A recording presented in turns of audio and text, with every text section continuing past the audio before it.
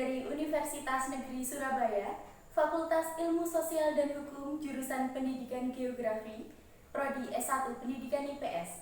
Saya akan melakukan micro teaching atau simulasi pengajaran untuk memenuhi tugas mata kuliah Komunikasi Pedagogik dengan dosen pengampu Bapak Ali Imron SSOS MA. Semoga bermanfaat. Assalamualaikum warahmatullahi wabarakatuh. Selamat pagi semuanya. Bagaimana kabarnya kalian hari ini? Semoga baik-baik saja ya. Oke, sebelum memulai pelajaran, mari kita berdoa dulu sesuai agama dan kepercayaannya masing-masing. Berdoa dimulai. Berdoa selesai.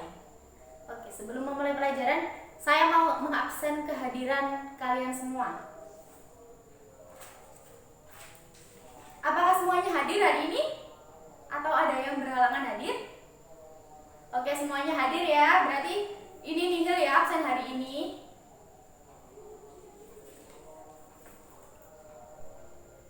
Jadi, pembelajaran hari ini saya mempunyai video. Sebentar lagi akan saya tampilkan. Kalian harus memperhatikan, kalian amati apa saja yang ada di video itu nanti. Oke. Ini videonya.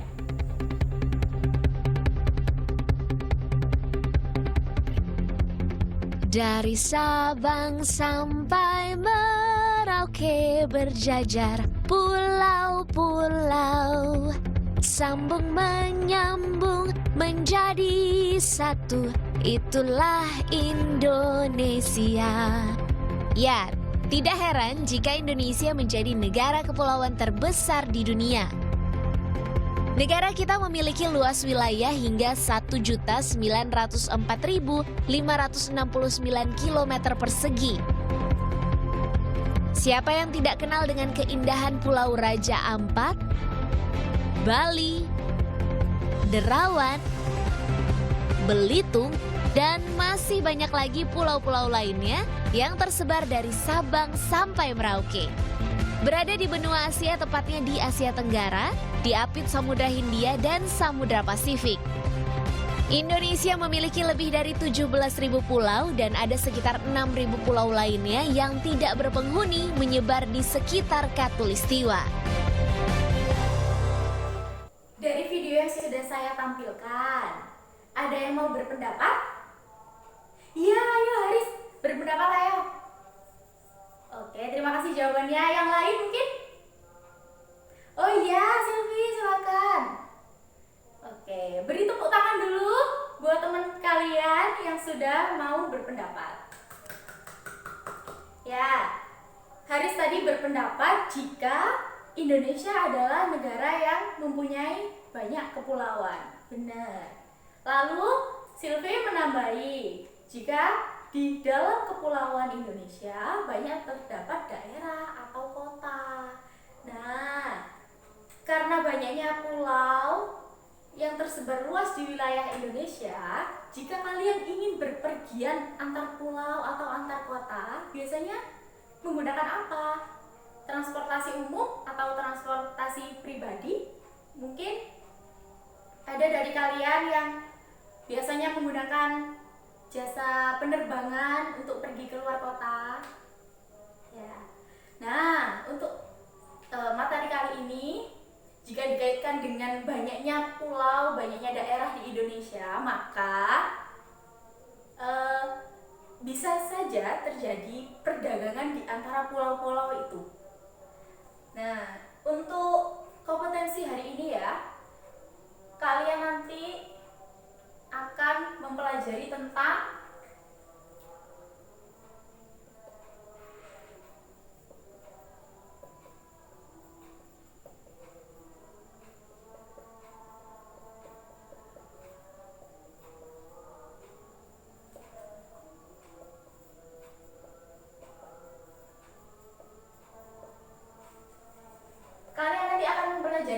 perdagangan antar pulau atau daerah.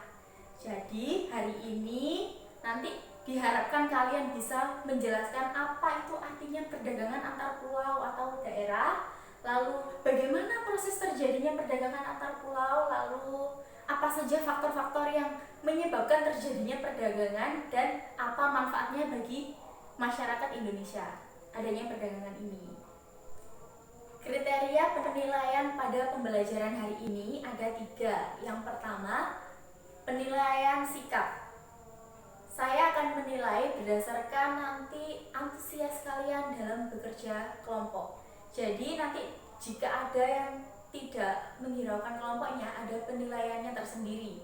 Yang kedua, penilaian pengetahuan. Nah, ini didapat dari hasil kerja ulangan. Jadi setelah selesai materi pada bab ini akan ada ulangan harian. Yang ketiga, penilaian keterampilan. Nanti akan saya nilai berdasarkan hasil diskusi kalian saat presentasi. Nah, sekarang saya membawa salah satu contoh makanan ringan. Coba Givari, dibacakan ini produksinya di mana? Iya, betul. Jadi, makanan ini diproduksinya di daerah Bandung. Pabriknya ada di daerah Bandung.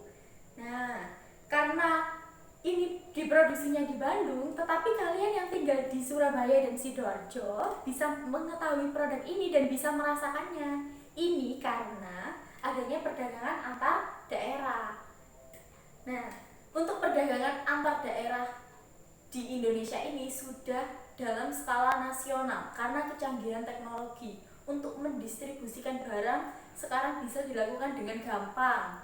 Banyaknya akses jalan yang memadai, sudah gampang. Oke? Jadi kalian semuanya di daerah seluruh Indonesia bisa merasakan produksi antar daerah-daerah di Indonesia. Nah, untuk tujuan dari perdagangan antar daerah atau pulau itu ada 2. Yang pertama,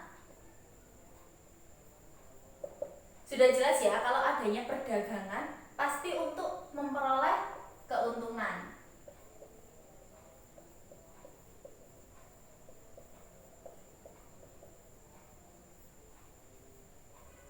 Keuntungan itu kan diperoleh dari adanya selisih antara harga beli dan harga jual. Nah, semakin banyaknya penjualan akan memperoleh keuntungan yang lebih besar juga. Untuk yang kedua, memperluas jangkauan pasar.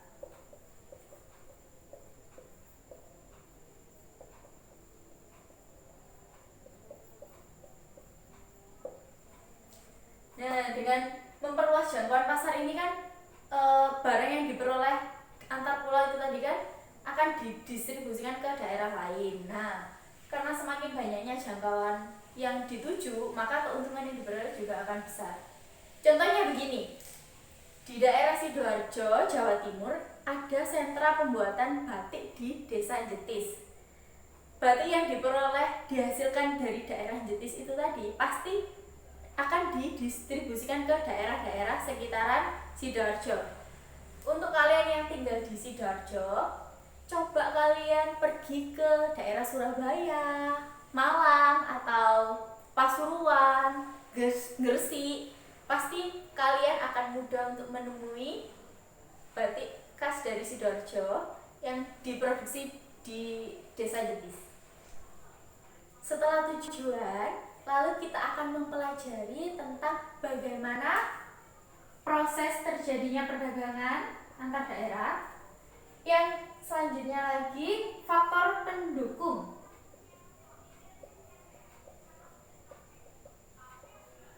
Dan yang terakhir, manfaatnya dari perdagangan antar daerah. Ketiganya ini akan kalian diskusikan bersama kelompok kalian.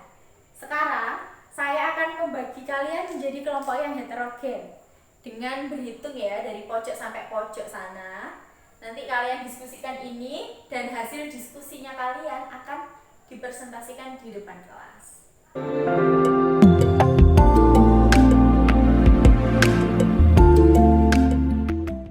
Ya, beri tepuk tangan dulu untuk kelompok yang sudah mempresentasikan hasil kerjanya. Jadi, sekarang kita tarik kesimpulannya bersama-sama ya. Untuk proses terjadinya perdagangan antar daerah ini bisa melalui jalur darat, laut, dan udara. Barang-barangnya dikemas rapi dan secara aman agar sampai di tujuannya tidak rusak. Jadi dalam proses bongkar muat barang di pelabuhan atau di mana aja, itu barangnya tetap aman dan kalian bisa menikmatinya. Untuk faktor pendukungnya, yang pertama karena perbedaan hasil alam yang diproduksi. Misal di daerah pantai kan banyak terdapat produksi hasil laut, tetapi untuk di daerah pegunungan banyak yang diproduksi adalah semacam sayur-sayuran dan buah-buahan. Orang yang ada di pantai kekurangan akan buah dan sayur, lalu yang di pegunungan kekurangan akan produksi hasil laut. Jadi terjadi hubungan timbal balik. Yang pantai menyalurkan ke daerah ke gunung-gunung dan yang gunung juga dapat menyalurkan ke daerah pantai. Untuk faktor pendukung yang kedua karena perbedaan tingkat harga jual. Misal di daerah Sidoarjo itu tadi kan memproduksi batik. Kalau hanya dipasarkan di daerah Sidoarjo saja, harganya akan segitu. Mungkin kalau dipasarkan ke daerah lain, harganya bisa meningkat.